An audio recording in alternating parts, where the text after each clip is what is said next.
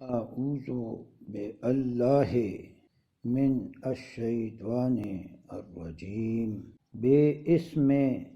اللہ الرحمن الرحیم۔ سورہ نمل کی 91 سے 93 نمبر آیات ہیں۔ انما امرت، مجھے اس بات کا امر ہے، حکم ہے، ان اعبد رب ہذہ البلدۃ الذی حرمھا ولہ کل شیء وامرت ان اکون من المسلمین۔ مجھے اس بات کا اللہ کی طرف سے امر ہے کہ میں عبد بن کر رہوں اس بلد کے رب کا، اس شہر کے رب کا۔ کون سا شہر؟ جس کو ہم نے حرم بنایا ہے، حرمھا، جس کو حرمت والا کیا ہے، وَلَهُ كُلُّ شَيْءٍ،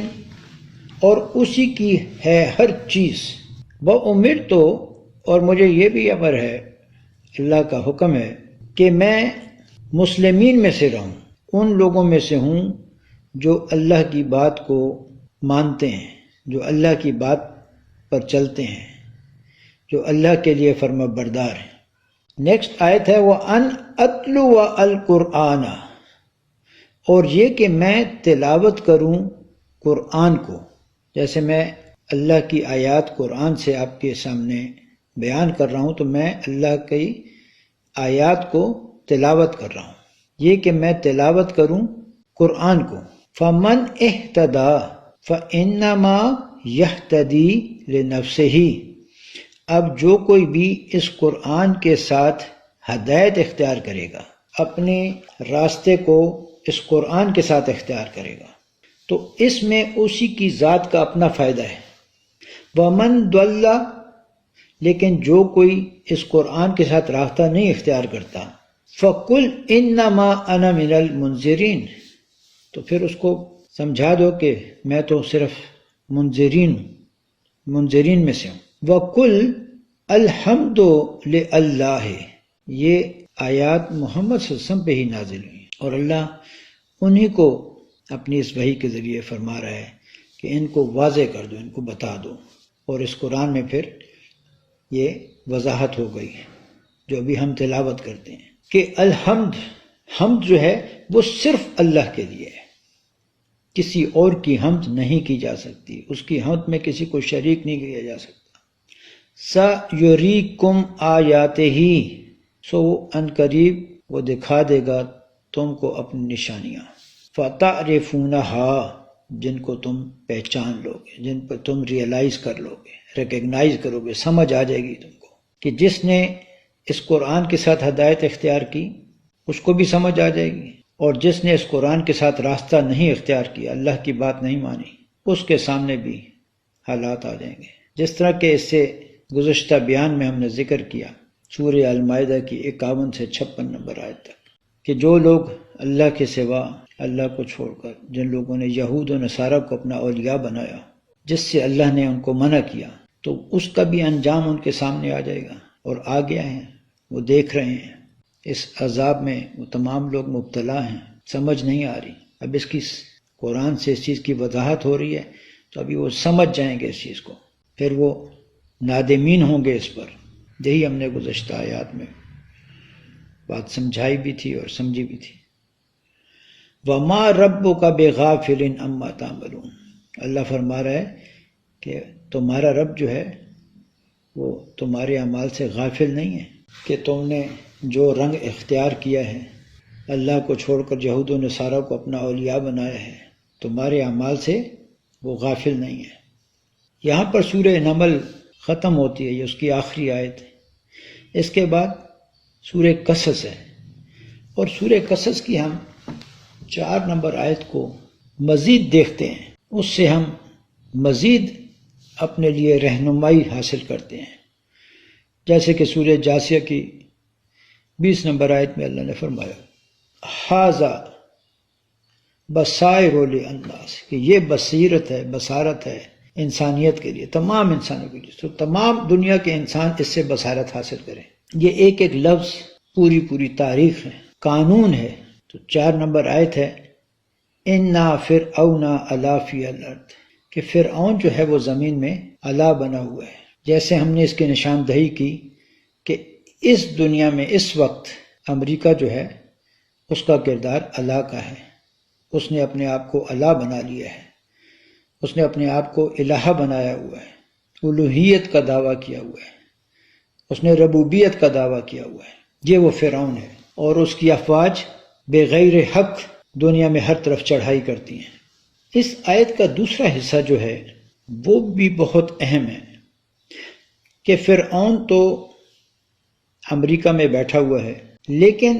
اس نے اپنی الوہیت کو، اپنے الہ ہونے کو کس طرح سے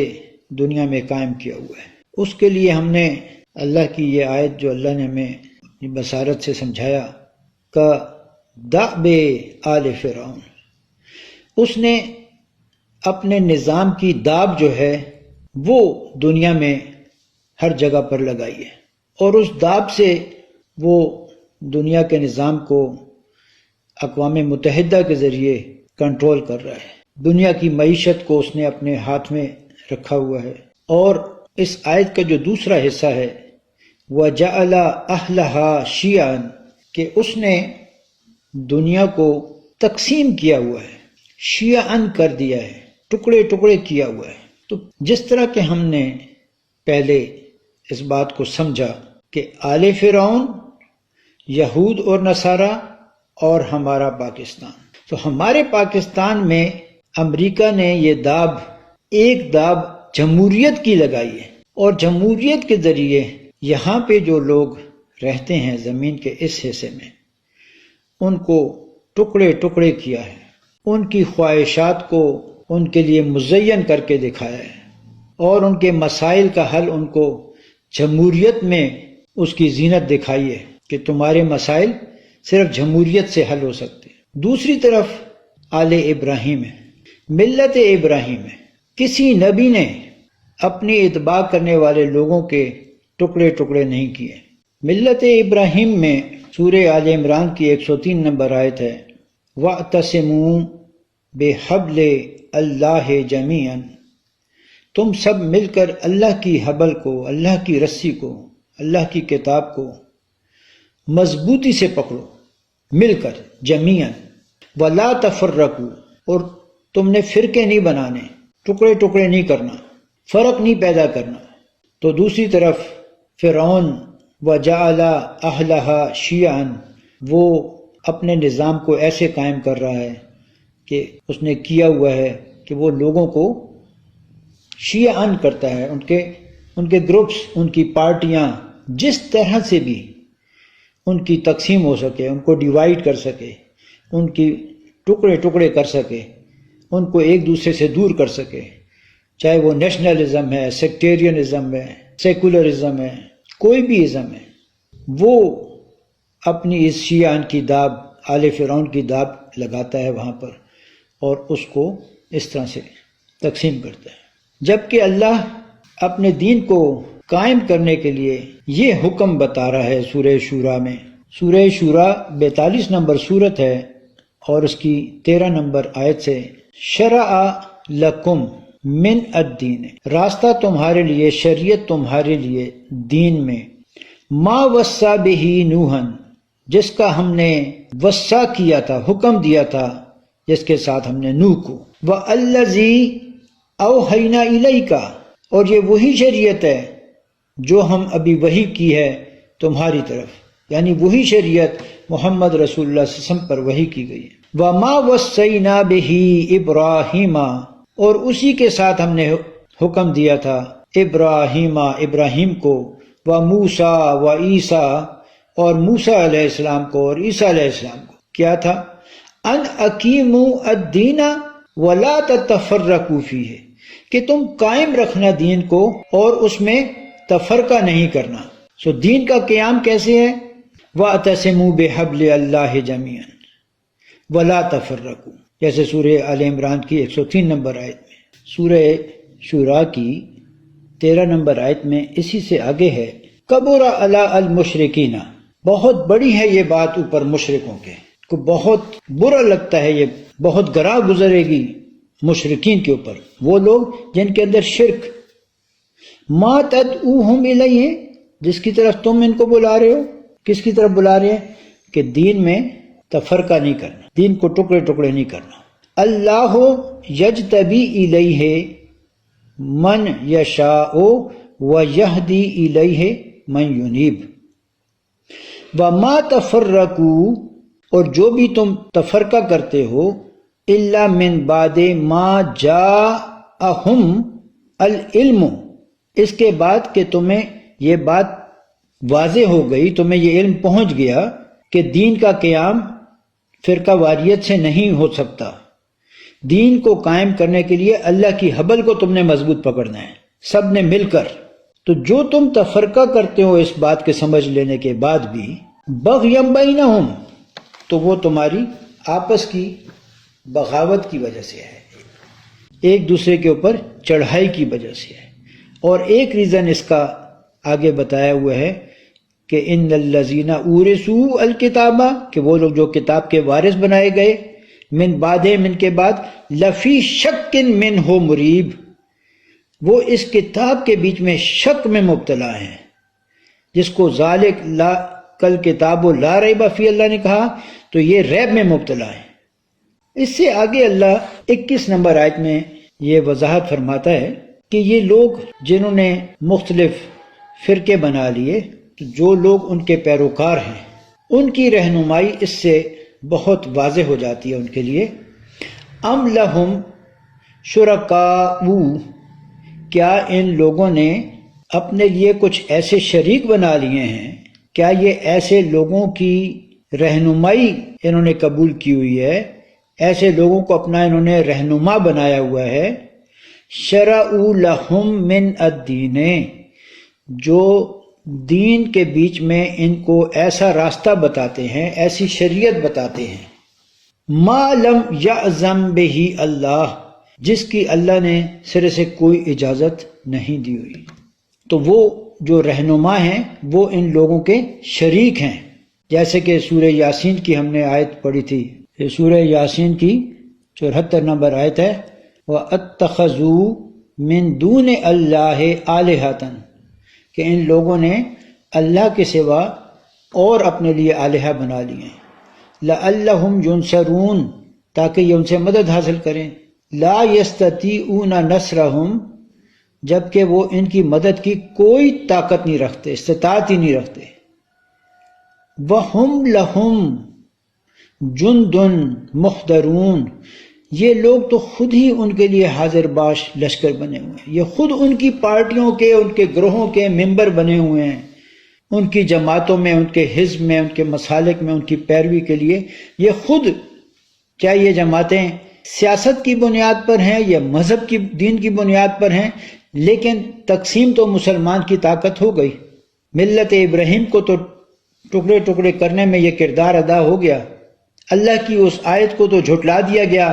وَاعْتَصِمُوا بِحَبْلِ اللَّهِ جَمِيعًا وَلَا تَفَرَّقُوا، اور فرعون تو اپنے مقصد میں یہاں پر کامیاب ہو گیا کہ وہ امریکہ میں بیٹھ کر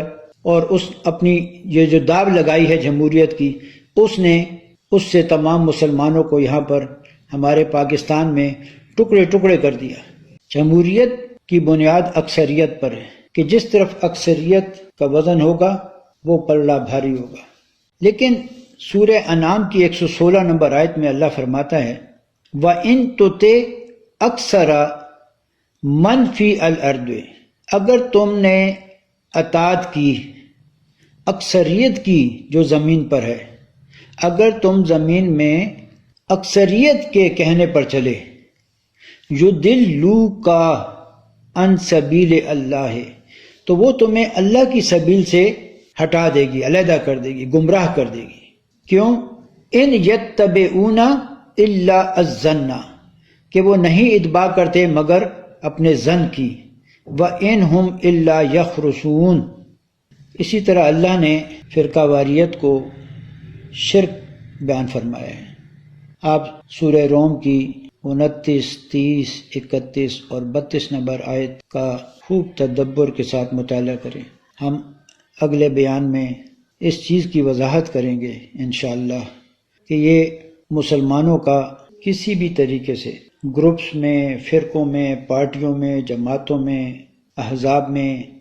تقسیم ہونا، اپنے علیحدہ علیحدہ منشور رکھنا، یہ سب کس طرح سے شرک ہے، جس کو اللہ نے شرک بیان فرمایا ہے۔ اور اس کے لیے سورہ شورا کی جو 21 نمبر آیت تلاوت کی گئی ہے اس کو بار بار ریفر کریں، اور سورہ فرقان کی اس آیت کو